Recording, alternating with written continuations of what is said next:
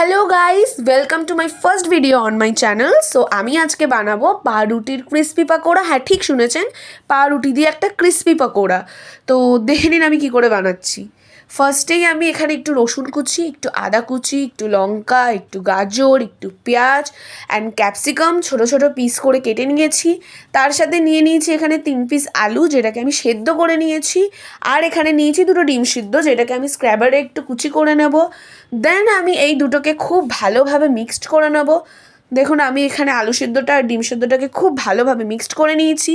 আর ওখানে আমি বসিয়ে দিয়েছি তেল গরম করতে কড়াইতে।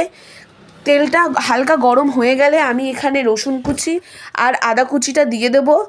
2 সেকেন্ডের মতো এটাকে আমি ভাজবো। তারপর আমি এখানে বাকি সবজিগুলো দিয়ে দেবো মিডিয়াম ফ্লেমে। আমি এটাকে 2 মিনিট একটু ভেজে নেব, যাতে এটা একটু সেদ্ধ হয়ে যায়। 2 মিনিট এটা সেদ্ধ হয়ে যাওয়ার পর আমি এখানে বাকি সব মশলাগুলো অ্যাড করব। এখানে আমি হলুদ গুঁড়ো অ্যাড করব, এখানে আমি লঙ্কা গুঁড়ো অ্যাড করব। লঙ্কাটা আপনারা আপনাদের নিজের স্বাদের মতো দেবেন, যতটা আপনাদের প্রয়োজন হবে, কারণ এখানে আমি আগেও লঙ্কা কুচি অ্যাড করেছিলাম। তো আপনাদের স্বাদের মতো আপনারা লঙ্কা গুঁড়োটা দেবেন। তারপরে আমি এখানে জিরে গুঁড়ো অ্যাড করব।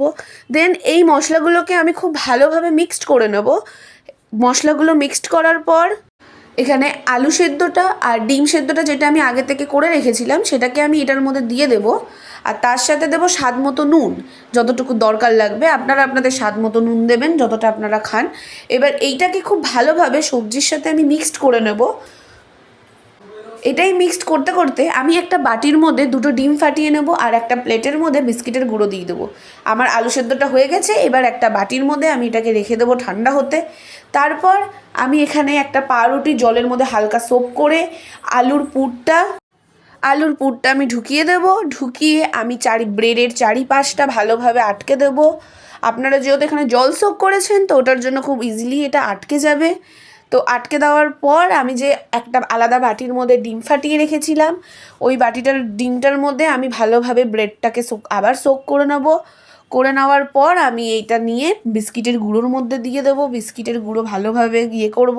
তারপরেও যদি দেখেন ভেঙে যাচ্ছে, আপনারা চাইলে এটাকে ডবল কোট করে নিতে পারেন। আমার যেহেতু ভাঙেনি, তাই আমি ডবল কোট করিনি। তো আপনাদের যদি প্রয়োজন হয়, আপনারা এটা আবার ডবল কোট করে নেবেন। দেখুন, আমি আলাদা আলাদা শেপে করেছি। আপনাদের যেরকম ইচ্ছা হবে আপনারা সেরকমভাবে করে নেবেন। করে আমি এটাকে 2 ঘন্টা আলাদাভাবে রেখে দিয়েছি ফ্যানের নিচে, যাতে বিস্কিটের গুঁড়োগুলো খুব ভালোভাবে এটার মধ্যে লেগে যায়। 2 ঘন্টা পর আমি কড়াইতে তেল গরম বসিয়ে দিয়েছি। অ্যান্ড তেলটা হালকা গরম হয়ে যাওয়ার পর আমি পকোড়াগুলো ছেড়ে দিয়েছি।